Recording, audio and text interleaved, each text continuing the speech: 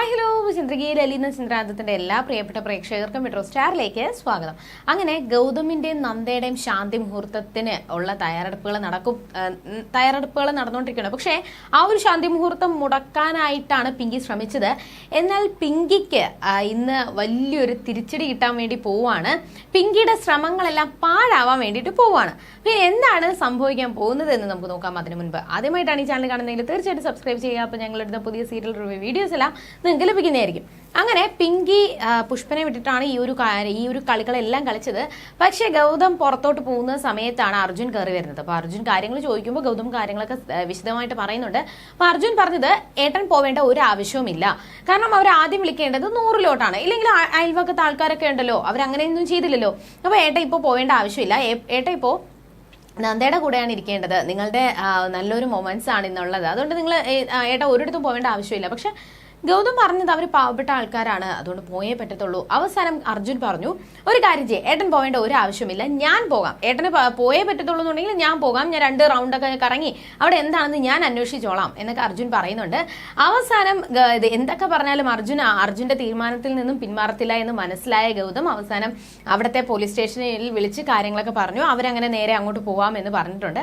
അങ്ങനെ നേരെ വീണ്ടും അർജുൻ ഗൗതമിനെ നന്ദയും തള്ളി റൂമിലോട്ട് വിട്ടതിന് ശേഷം കൺഗ്രാജുലേഷൻസ് ഒക്കെ പറഞ്ഞിട്ട് ഇങ്ങോട്ട് ഇറങ്ങി വരുന്നത്. പക്ഷേ പിങ്കിയുടെ ശ്രമങ്ങൾ പാഴായതിന്റെ ചെറിയൊരു ദേഷ്യവും നീരസവും എല്ലാം പിങ്കിക്കുണ്ട്, പ്രത്യേകിച്ച് അർജുനോട്. അർജുൻ കാരണമാണ് ഇങ്ങനെ ഇത് മുടങ്ങാതെ വീണ്ടും തന്റെ തന്ത്രങ്ങൾ മുടങ്ങിപ്പോയത് എന്നുള്ള ദേഷ്യമാണ് പിങ്കിക്ക്. പക്ഷെ അർജുന് ചെറിയൊരു സംശയം തോന്നി.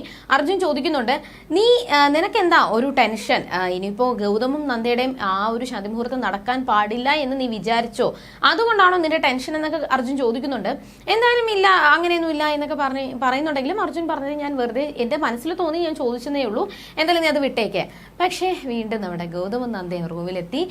പിന്നെ നന്ദ ചെറിയൊരു അർജുൻ പോവാൻ തുടങ്ങിയതിന്റെ ചെറിയൊരു ദേഷ്യവും നീരസവും കാണിക്കുന്നുണ്ട്. പിന്നെ അവസാനം ചെറിയൊരു തർക്കങ്ങളും ചെറിയൊരു കുസൃതികളും ഒക്കെ നടക്കുകയും പിന്നെ അർജുനും നന്ദയും സന്തോഷത്തോടെ ഇരിക്കുന്നുണ്ട്.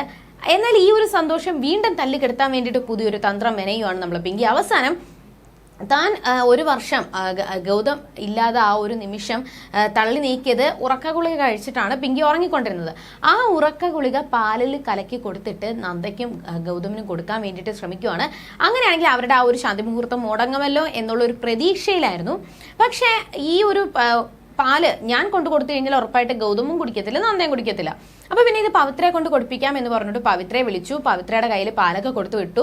പക്ഷേ റൂമിൽ ചെന്ന പവിത്ര പുറത്ത് നിന്ന് കതവ് തട്ടാൻ വേണ്ടിയിട്ട് പോകുമ്പോൾ ഗൗതമിന്റെയും നന്ദയുടെയും ആ ഒരു കളിച്ചിരിയും ആ ഒരു സംസാരങ്ങളും ആ ഒരു കാര്യങ്ങളൊക്കെ ശബ്ദമൊക്കെ കേട്ടപ്പോൾ പവിത്ര തന്നെ പറയുവാണ്, അവര് നല്ല സന്തോഷത്തിലാണ്.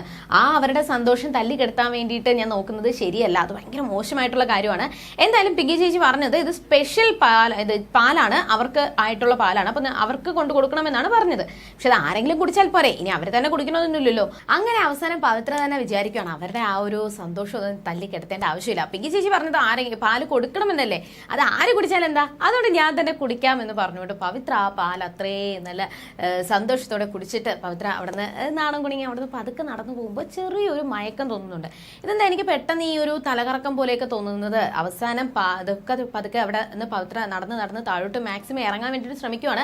പക്ഷെ ഈ ഒരു സമയത്ത് നന്ദയും ഗൗതമും പാലൊക്കെ കുടിച്ച് സുഖമായിട്ട് ഉറങ്ങുന്നുണ്ടാവും. എന്റെ ശ്രമങ്ങളെല്ലാം വിജയിച്ചു, ഇനി ഞാൻ ജീവിച്ചിരിക്കുന്നിടത്തോളം കാലം നന്ദയും ഗൗതമിനെ ഒന്നിക്കാൻ വേണ്ടിയിട്ട് ഞാൻ സമ്മതിക്കത്തില്ല എന്നൊക്കെ പറഞ്ഞുകൊണ്ട് ഭയങ്കര സന്തോഷത്തിലായിരുന്നു പിങ്കി. പക്ഷെ പൊത്തോന്ന് പറഞ്ഞൊരു ശബ്ദം കേൾക്കുകയും പിന്നെ പെട്ടെന്ന് പവിത്രേ എന്ന് പറഞ്ഞുകൊണ്ട് വിളിക്കുന്ന ഒരു ശബ്ദമാണ് പിങ്കി കേട്ടത്. അപ്പോൾ അവിടോട്ട് ഓടി ചെല്ലുവാണ്. സംഭവം പവിത്ര അവിടെ ഉറങ്ങി പവിത്ര താഴെ വന്ന് വീഴുകയും പിന്നെ മോഹിനിയും ലക്ഷ്മിയൊക്കെ ഓടി വന്ന് നോക്കുന്നതാണ്. അപ്പൊ ഈ ഒരു ശബ്ദം കേട്ട് അർജുനും വന്നു, പിങ്കിയും വന്നു. പക്ഷെ പിങ്കി അവിടോട്ട് ഒന്ന് പോയി നോക്കുകയോ അല്ലെങ്കിൽ പവിത്രയ്ക്ക് എന്ത് സംഭവിച്ചു എന്നൊന്നും അന്വേഷിക്കാൻ പോലും പിങ്കി നോക്കാതെ അവിടെ കൈയും കെട്ടി നോക്കി നിൽക്കുവാണ്. അങ്ങനെ അർജുൻ വന്നു പൾസ് നോക്കി, പൾസിനൊന്നും ഒരു കുഴപ്പമൊന്നുമില്ല, നോർമലാണ്. അങ്ങനെ വെള്ളമൊക്കെ തളിച്ചപ്പോൾ പവിത്ര പതുക്കെ എണീറ്റു. തനിക്ക് ഉറക്കം വന്ന് വീണു പോയതാണ്. അപ്പൊ ഉറക്കം വന്നിട്ടോ അവസാനം പിന്നെ ദേഷ്യപ്പെട്ടിട്ട് ലക്ഷ്മിയും മോഹിനിയും കൂടി അവളെ പവിത്രയെ പതുക്കെ പിടിച്ച് റൂമിൽ കൊണ്ട് കിടത്താൻ വേണ്ടിയിട്ട് ശ്രമിക്കുവാണ്. എന്നാൽ പിങ്കി ഒന്നും മിണ്ടാതെ അവിടെ വന്ന് കൈയും കെട്ടി നോക്കി നിൽക്കുന്നത് കണ്ടിട്ട് അർജുന് ദേഷ്യം വരികയും അർജുൻ പോയി ദേഷ്യപ്പെടുവാണ്. നീ എന്താ ഈ കാണിക്കുന്നത്, നിനക്ക് പവിത്രയ്ക്ക് എന്ത് സംഭവിച്ചു, അല്ലെങ്കിൽ അത് പവിത്ര തിരിച്ച് കണ്ണു തുറക്കാൻ വേണ്ടിയിട്ടുള്ള ഒരു കാര്യം നിനക്ക് ചെയ്യേണ്ട ആവശ്യമില്ലേ, നീ ഇങ്ങനെ ചുമ്മാ നോക്കുകുത്തിയെ പോലെ നോക്കി നിൽക്കുവാണ് ചെയ്യുന്നത് എന്നൊക്കെ പറഞ്ഞിട്ട് ദേഷ്യപ്പെടുവാണ്. എന്നിട്ട് എന്നാലും ഭയങ്കര കഷ്ടം തന്നെ. അപ്പോൾ പിങ്കി പറഞ്ഞത് പവിത്രയ്ക്ക് അല്ലെങ്കിലും പണ്ടേ ഒരു വട്ട് സ്വഭാവം ഉള്ളത് കൊണ്ടാണ്. അപ്പോൾ അർജുൻ ഇത് കേട്ടപ്പോഴും അർജുൻ ദേഷ്യം വന്നു.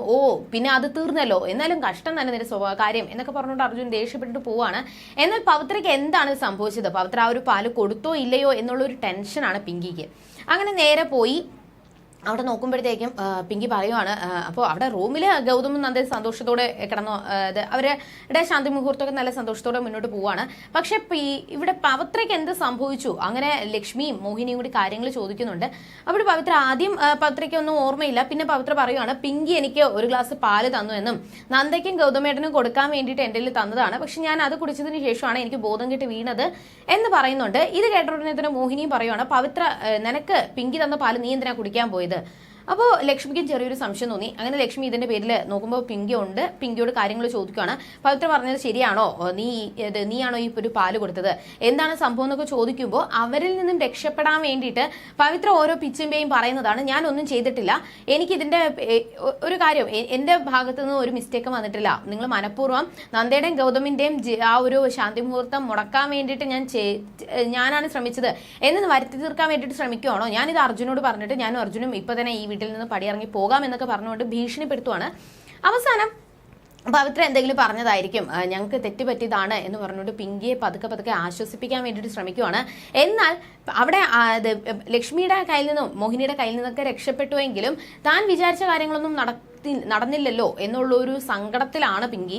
ഇനി എന്തായിരിക്കും സംഭവിക്കാൻ പോകുന്നത്? എന്തായാലും നന്ദയുടെയും ഗൗതമിന്റെയും ജീവിതം പിങ്കി ഒരുപാട് തന്ത്രങ്ങൾ മെനഞ്ഞുവെങ്കിലും ഒരു പ്രശ്നവും കൂടാതെ അവർ സന്തോഷത്തോടെ അവരുടെ ജീവിതം മുന്നോട്ട് നയിക്കുവാണ്.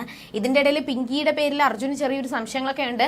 എന്തായാലും പിങ്കിയുടെ കളികളൊന്നും അർജുന്റെ അടുത്ത് നടക്കത്തില്ല. അർജുൻ കട്ടയ്ക്ക് പിങ്കിയെ താക്കീതുമായിട്ട് മുന്നോട്ട് ഉണ്ട്. നന്ദയ്ക്കും ഗൗതമിനും കട്ടയ്ക്ക് സപ്പോർട്ടായിട്ട് അർജുനുണ്ട്. അപ്പൊ ഇനി എന്തൊക്കെയായിരിക്കും സംഭവിക്കാൻ പോകുന്നത് എന്ന് നമുക്ക് വരുന്ന ആളുകളിൽ കണ്ടറിയാം. അതുവരേക്കും ടാറ്റാ ബൈ.